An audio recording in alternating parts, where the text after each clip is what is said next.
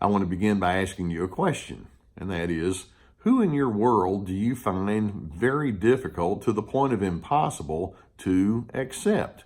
Now, notice I didn't ask, do you have anyone in your world who's difficult to accept? Because I make the assumption that every one of us has some sort of nemesis out there who has just done some of the wrong things that have created a lot of strain and turmoil on the inside of us. Now, we can have some extreme illustrations of that. It may be that you've been on the receiving end of abuse, whether it's in your work setting or extended family or your immediate family. As an adult, you've been treated in a very, very inappropriate way. It could be that you can look back into your childhood and you have some people back there that were terribly inappropriate and irresponsible in the way that they treated you. It's kind of hard to just say, yeah, I accept that kind of person.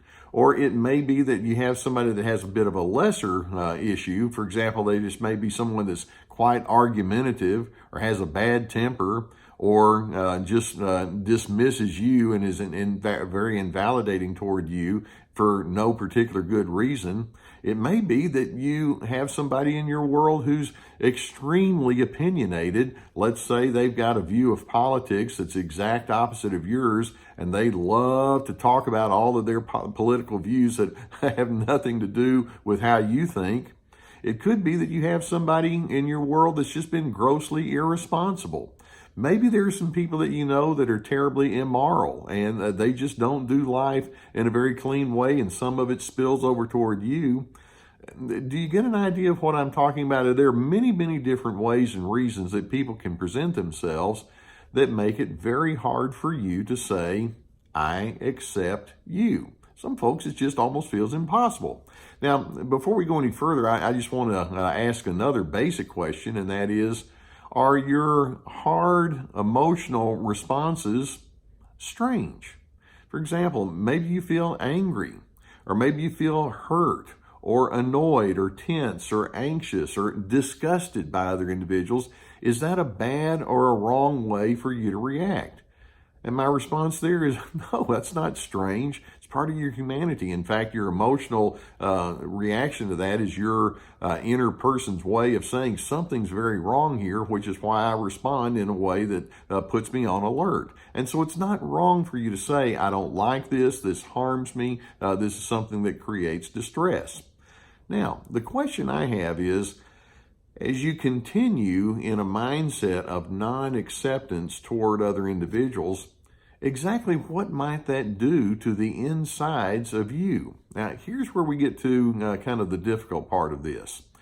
My guess is that as you have an unaccepting attitude towards other people, you find yourself to be less effective in general in the way that you interact with the rest of the world. Many times there's a real strong spillover effect into other relationships that would be much more normal and in fact uplifting, but because you may have a sense of that inner turmoil and tension, you're distracted, or you may have a sense of cynicism that you carry with you. You may generalize toward other individuals. For example, if somebody's been argumentative and very invalidating, the minute somebody else says they disagree, you can generalize and say, well, this isn't going to work, when in fact maybe that person actually would be a better individual, but you're taking some of your historical experiences and putting it onto other individuals. And so what we see is that it could be that as you hold on to your lack of acceptance toward other individuals, you find yourself living with a much more jaded or even cynical approach toward life. And that's certainly something that I know you don't want to carry around, particularly on any kind of a permanent basis. So I wonder what you would think if I were to suggest perhaps there's a great deal of merit to be found by saying, I need to learn to accept other people, even those impossible people, or perhaps we can say especially those impossible people. How does that sound to you? Now, to me, that can sound, I don't know, at times it can sound like you're letting people off the hook, or they're getting away with the really bad stuff with just nothing but a slap on the wrist. Let's keep in mind that when we talk about accepting other individuals for what they are, it doesn't mean that we condone. It doesn't mean that we cease having any kinds of desire for some sort of repair. It doesn't mean that we let go of boundaries and we just establish ourselves as doormats, because that's not at all what I'm talking about. When I say we accept those impossible people, I'm trying to get to the heart of the matter regarding truth. See, the truth is, this is a very broken world, and there are very broken people who are willing to do very broken behaviors toward you. And no matter where you are, no matter what century you live in, and no matter what kind of people you surround yourself with, someone is going to show up, and I call this ugly truth. Someone is going to show up and act toward you in a way that's just completely inappropriate. It's simply truth.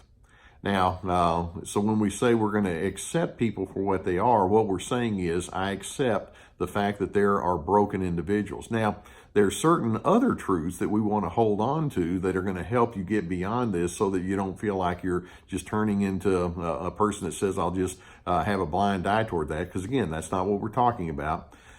But first, I want you to be able to see yourself as being able to have, or to be a healthy counterpart to the unhealthy people in your life.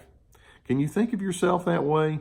You see, my concern is I've talked with so many people who've been on the receiving end of genuinely difficult behavior, and because the emotionality can be so harsh and negative on the inside of themselves, that they remain in an unhealthy place. And that means the other person is in charge of who they are. And frankly, there's a side of me that says, I don't want that unhealthy person to win when it comes to taking over me and my personality. So I'm hoping you can hold on to the truth that says, I get to be something very different. And the fact that I see that ugly truth in other individuals makes me that much more motivated to be a much better version of humanity. That's what I'm committed to. It also means when you accept that ugly truth about someone else, that you're not going to let that difficult person and the pain that they've inflicted to be the defining feature in your life.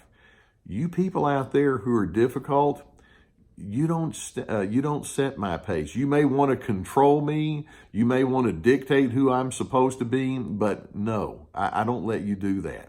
I get to determine who I'm going to be, and I'm not going to let other people define me. I define me from the inside out.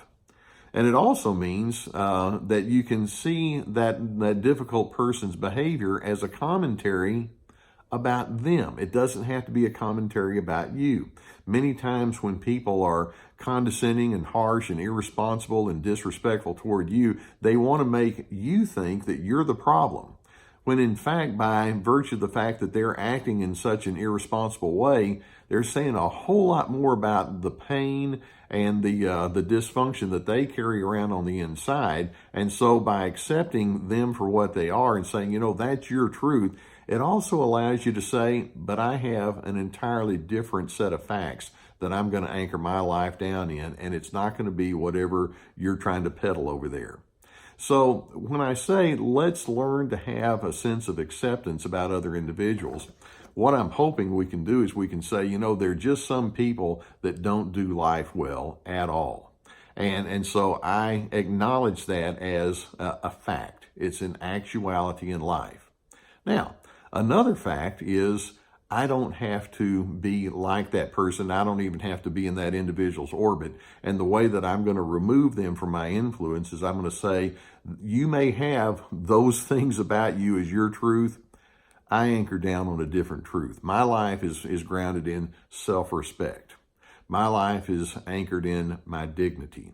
My life is anchored in goodness. And I'm going to live in that kind of fashion. I have a sense of pity toward other individuals who don't ever get that, figure that out. I'm sorry that that's where they are, but you will not and cannot just have that kind of control over me.